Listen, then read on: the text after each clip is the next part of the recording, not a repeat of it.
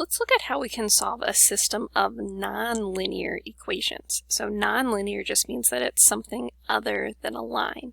So we could have parabolas, circles, any of the other shapes that we know.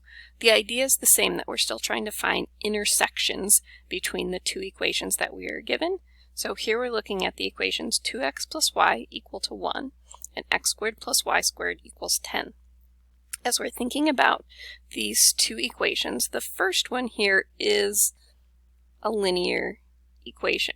X and y each have just an exponent of 1, and so we could solve this for y to have it in our y equals mx plus b format. The second equation, you have to think all the way back to chapter 1. This is an example of an equation of a circle when we have our x and our y being squared. Remember, circles, we talked about having the equation x minus h squared plus y minus k squared is equal to r squared. So this is a circle that has a center at the point 0, 0, and its radius, since the radius squared is 10, its radius would be the square root of 10. So we have a line and we have a circle, and we're trying to find intersection points between these.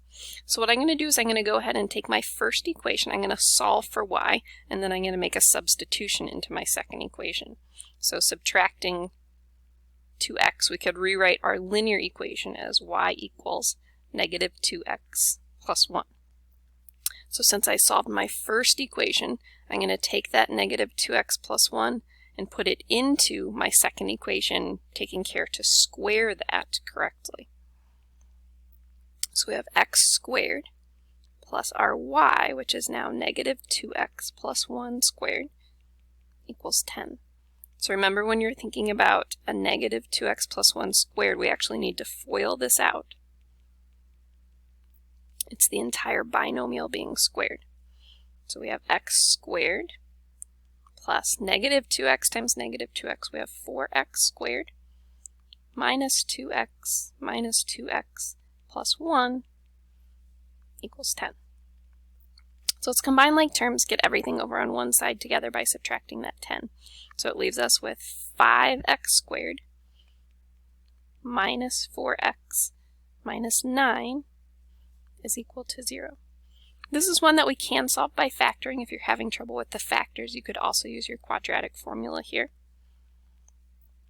Since that first term is a 5x squared, I know it has to split to a 5x and a 1x.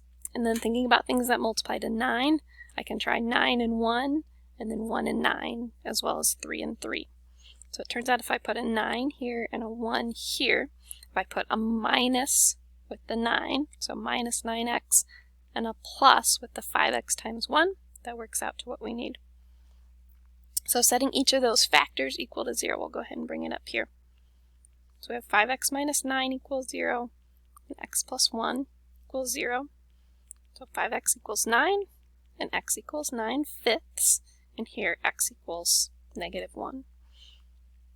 So each of these values of x is giving us the first part of an ordered pair that is going to be one of the solutions to our system. We now need to take that and plug it back in to find the y that goes with it. So I'm going to go ahead and use the form the y equals 2x plus 1, plug in that value of x that we just found in order to find our y. So y is going to be negative 2 times 9/5 plus 1. So we have negative 18/5 plus 1, which is negative 13/5. So we have one solution is 9/5 and negative 13/5. And then our other, negative 2 times negative 1 plus 1. So we have 2 plus 1, which gives us 3. So negative 1, 3. So the solutions to this system, we found two ordered pairs. So we have two intersection points between our line and our circle. Let's take a look at this using a graph to get a feel for what these 2 points are telling us. If we take our two original equations and plug them into our online graphing calculator at Desmos.com, we can write them in the format that they were given on Desmos. So we have our linear equation 2x plus y equals 1, and then our circle x squared plus y squared equals 10. So we can see our line with a slope of negative 2 and a y-intercept at 1, and our circle with its center at 0, 0 with a radius of the square root of 10. So we can see that our line is crossing our circle at two different places. When you're working in Desmos, to be able to find those intersection points, if you just tap on the graph and then tap on those points of interest, it will give those to you. So we can see our -1, 3 that we found. 1.8, if we were to change that back to a fraction, is 9/5, and -2.6 is our -13/5. So anytime you're solving a system of equations algebraically, we can then use the graph as a check to make sure the answers that we have found make sense.